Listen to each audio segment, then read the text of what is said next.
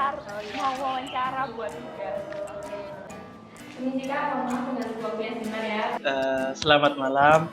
Di sini saya akan mewawancara kalian. Bella, dengan umur 21 tahun. Oh, saya duduk ya kak? Ya. Oke, umur 22 tahun.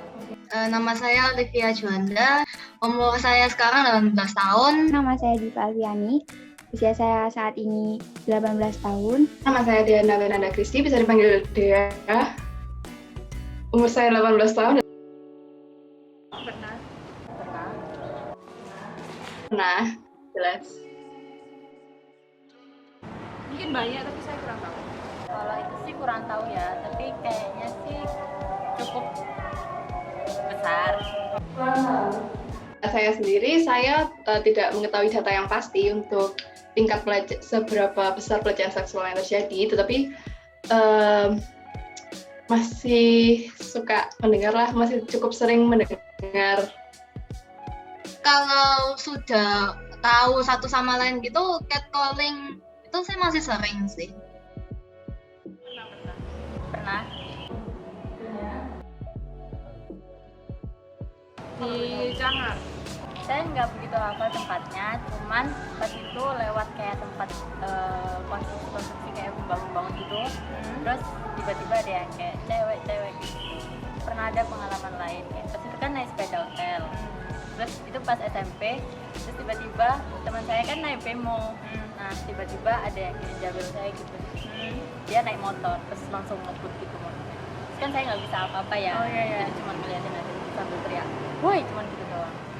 Waktu itu di jalan, terus waktu itu masih SMP, terus ada orang di pinggir jalan gitu, terus tiba-tiba nyenggol saya.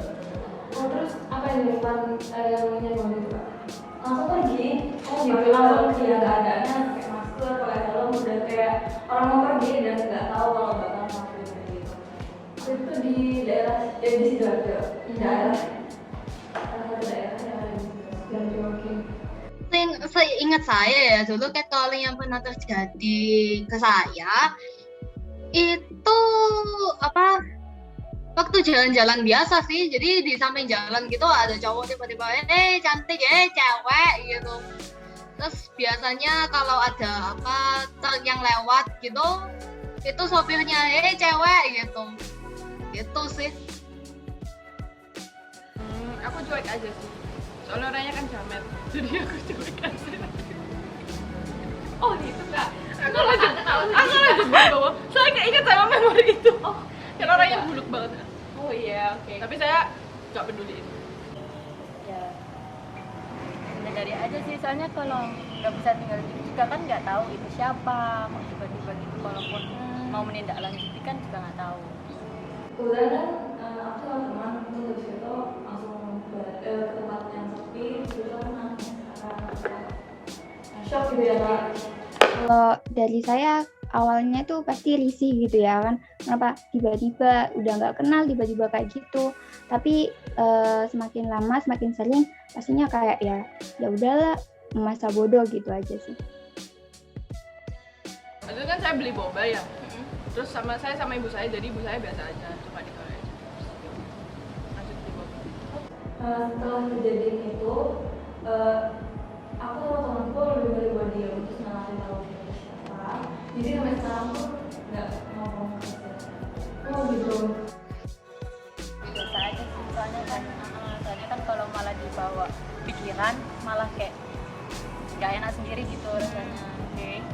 Iya mikir kayak gitu. Kok bisa ya ke aku dengan aku pakaianku tertutup, terus pakai kerudung panjang juga, terus kayak tidak melihatkan tubuh kayak gitu. Tapi kok bisa kejadian sama aku kayak gitu. Kalau dari aku nggak ngapa-ngapain, paling cuman ya udah nggak mikir apa-apa dan cuman berusaha nenangin diri aja sambil jalan gitu, terus atur nafas dan ya udah dianggap angin lalu aja.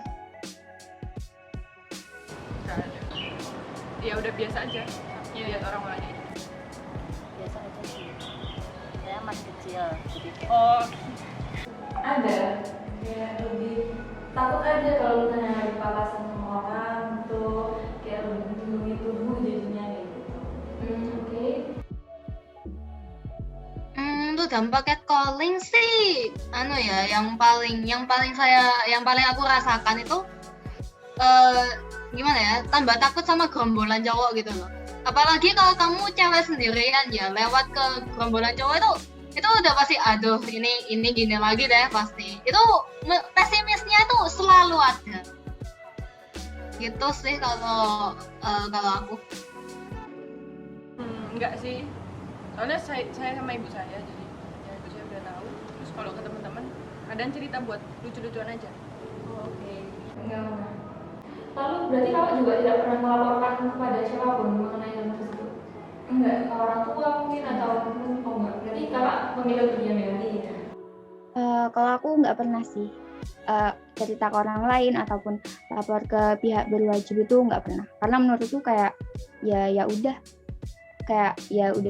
hal yang biasa aja gitu. Speak up, korban harus berani speak up. Terus ya, sama pinter-pinter jaga diri. Jadi ini sih biasanya kan ada tuh yang nggak mau cerita. Nah itu harusnya takut orang tuanya ngomong sesuatu kita.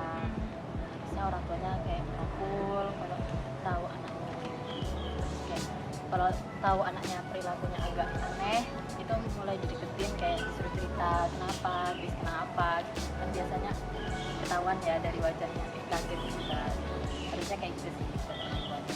Berarti kayak pendekatan psikologis gitu ya Kak? Kalau trauma pasti ya, maksudnya bakal berlanjut sampai nggak tahu kapan ya. Tiap orang kan beda-beda ya.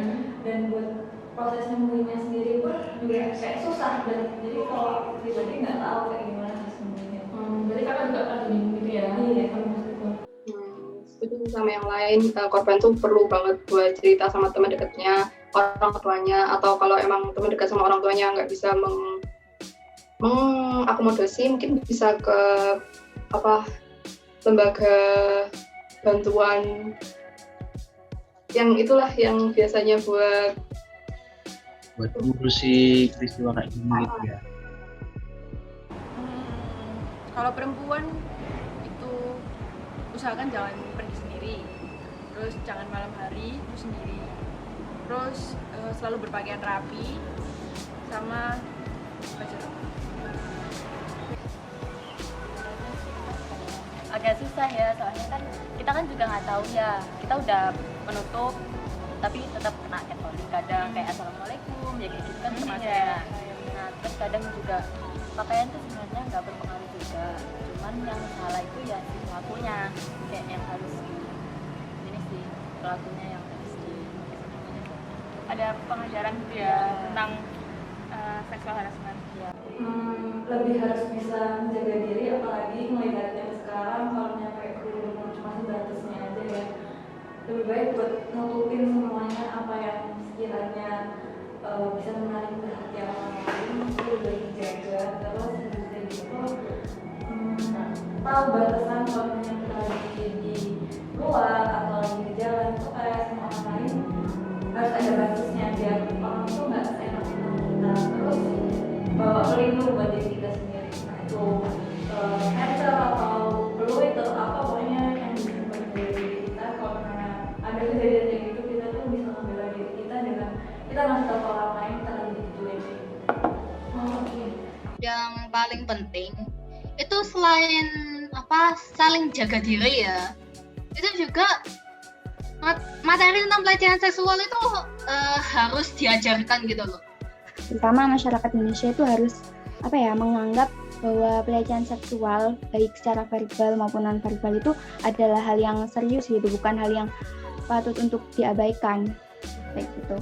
Tambah lagi masyarakat juga nggak boleh ngejudge korban gitu ya, kan kasihan mereka nggak salah ketika mendapatkan perlakuan nggak pantas kayak gitu. Makasih ya Kak, makasih ya Kak, maaf nggak waktunya.